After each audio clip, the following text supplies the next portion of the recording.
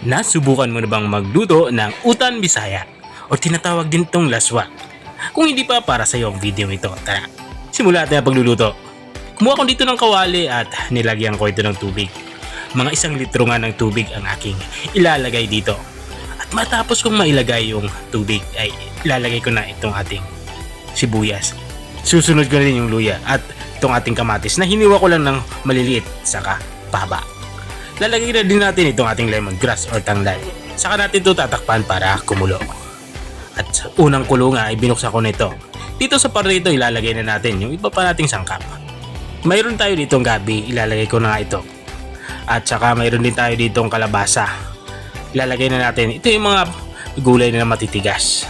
At sunod na din natin ilagay yung okra. Ihalo na din natin dito. At saka natin ito tatakpan. Papakuloy natin to ng mga 5 minutes. Para lumambot yung ating inilagay na gabi at kalabasa. At makalipas nga ng 5 minutes ay binuksan ko na dito.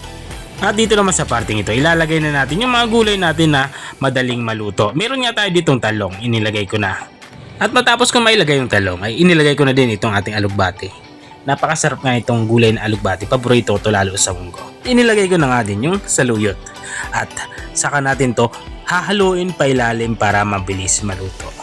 At kung nanonood ka pa rin hanggang dito sa kalagitnaan ng aking video, ay baka pwede mo na may comment kung taga saan ka para alam ko kung hanggang saan umabot ang aking video. At balik nga tayo dito sa ating nilulutong ulam. Dito nga sa parting ito ay inilalagay ko na itong ating prinitong isda. Kahit anong klaseng isda ay pwede dito. Pero kung wala namang prinitong isda, kahit wag nyo lang lagyan. Itong mismong gulay na ating iniluluto ay sapat na para sa ating ulam pananghalian. At dito nga sa parting ito ay nilalagyan ko na ito ng pampaalat. Gumamit nga ako dito ng is. Kung wala naman kayong patis, okay lang naman.